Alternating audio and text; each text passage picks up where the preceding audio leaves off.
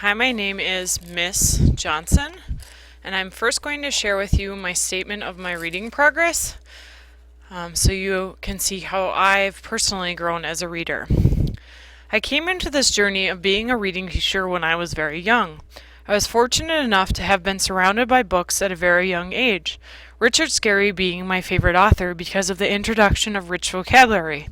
My mom would read to my sister and I Berenstain Bears, Sesame Street, or whatever we desired, and we ate up every moment. As we grew older, chapter books like Babysitter's Club and Sweet Valley High were filling our bookshelves, and we took great pride in finishing the latest books in the series. Once I hit high school, due to the chaos of life and my lack of interest in a lot of things, I spent less and less time reading. There wasn't a book that had particularly perked my interest, and it took my mom sitting with me in both middle school and some of high school to help comprehend what I was reading. This process took the enjoyment out of reading. I would complete assignments and excelled in English, but I didn't get to experience other people's lives through books. In college, my world changed. I knew I had always wanted to be a teacher, and so I majored in education. I specifically chose to study English and become an English teacher because deep down there was a love for the written word. I surrounded myself in the nature writers, Henry David Thoreau, Walt Whitman, Ralph Waldo Emerson, etc., and I was in heaven. I was being assigned to read what I truly found meaningful and started to make connections. I also discovered memoirs where I was able to see into the eyes of others who faced struggles. Some mirrored mine, and others I could only imagine via the words on the page. Becoming a reader has been a journey, one I have not taken for granted or will forget.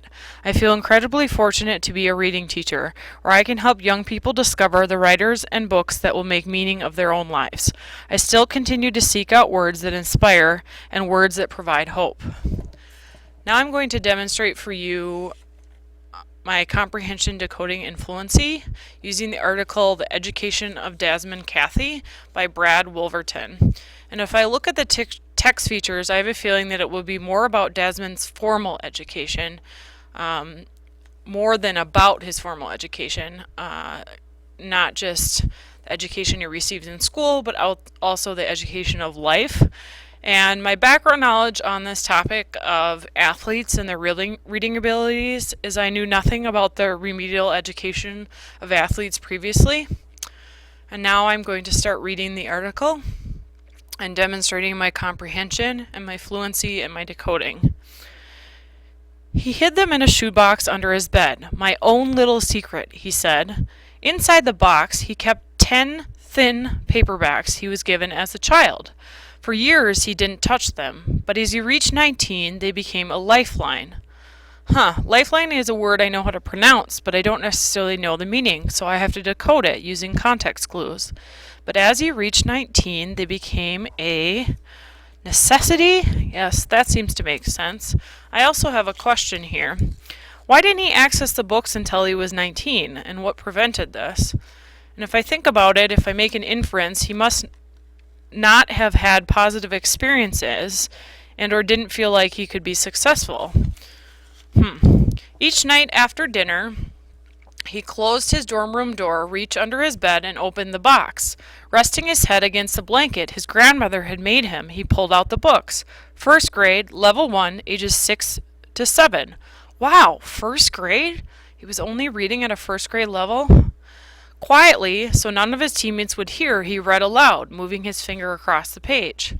Now that I finished this section, it's important that I retell to check my understanding of main ideas.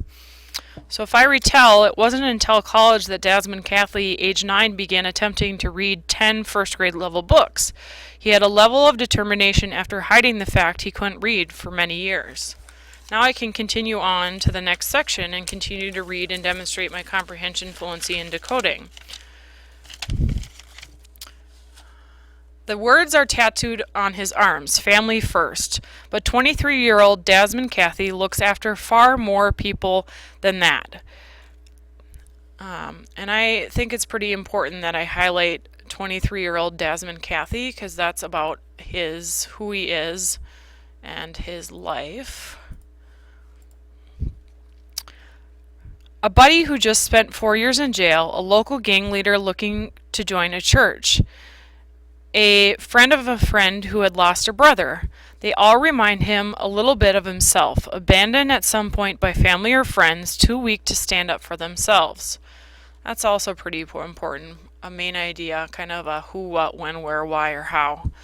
If I make an inference, his family and his life clearly came before his education, just based on the responsibility that's pointed out. There he is with his tattoos. Most mornings, the University of Memphis football player rises just after 5 to drive one of those friends to work. He pushes his 6'4" frame up from the recliner he sleeps in, steps quietly past his brother resting on the couch beside him, and readies himself for the day ahead.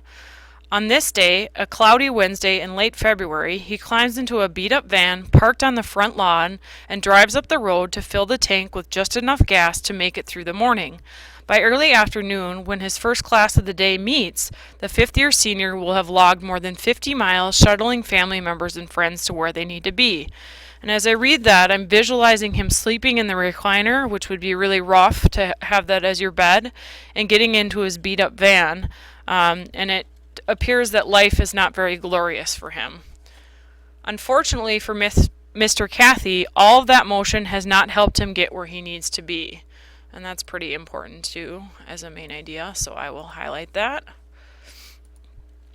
With less than 3 months until graduation, he hasn't shown up for classes in weeks. Last semester, during his final season of football, he failed 3 courses. That dropped his GPA below the 2.0 required to complete a degree, putting extra pressure on his semester's grades. On paper, 3 classes are all he has left. But for a guy who could barely read 3 years ago, every class is a mountain, and that also is a main idea that I need to highlight. Now that I've finished another section, I need to do a retelling of what I just read to make sure I understand the main ideas.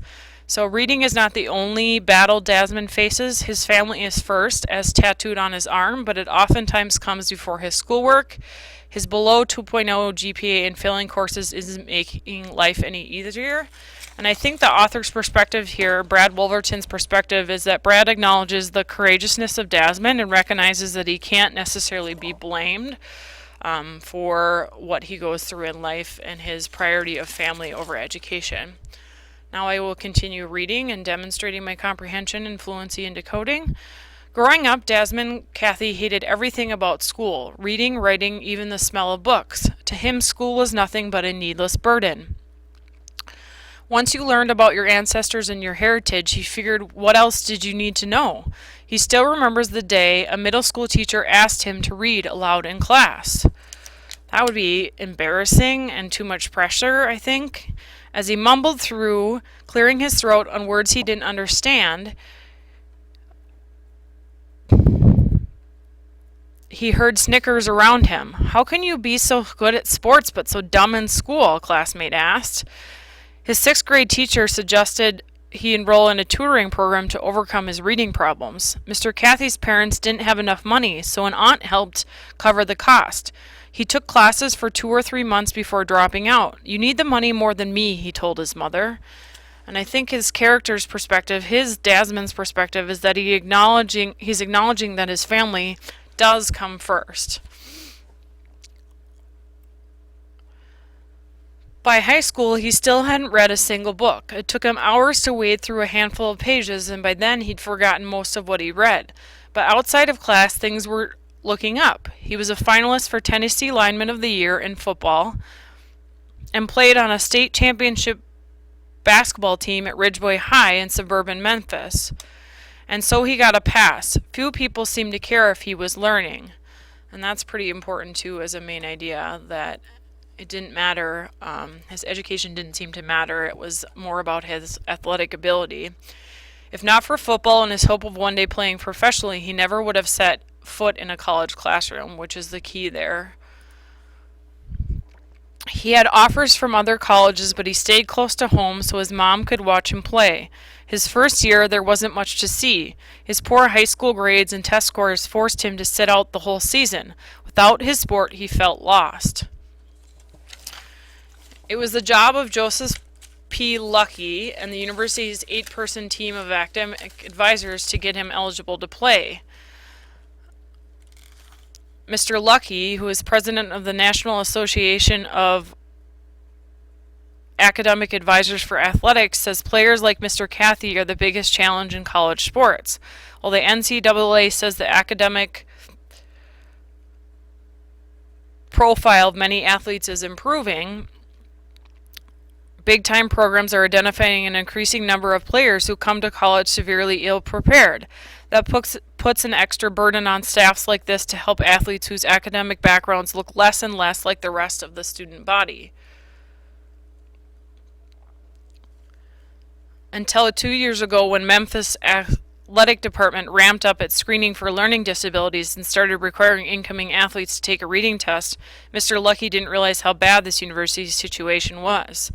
And I got distracted right now because I was trying to figure out where I was, and there was a knock on my classroom door, so I had to tell a student to go away for the time being. And by rereading, by looking at this again, I realized that it is Mr. Lucky who there's talking about, whose responsibility is to help out college athletes, and he didn't realize how bad this university situation was until recently. I was like, holy crud, I can't believe how many kids are reading below a 7th grade level, he says. For Mr. Lucky, the question is how many of those students to let in. What we've all got to decide, he said, is what's our breaking point. And if I do a retelling here, because I'm done with the end of the section, there's a breaking point that exists for athletes where academics have to come first. Joseph Lucky discovered this as an academic advisor, and so even though Desmond saw school as a burden and got a pass because of his athletic ability, he was benched. But there was still an option for him prioritizing school over athletics, which is the key to this article.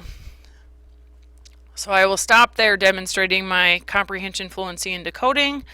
The key is that you're always thinking as you're reading and gaining confidence in your reading abilities.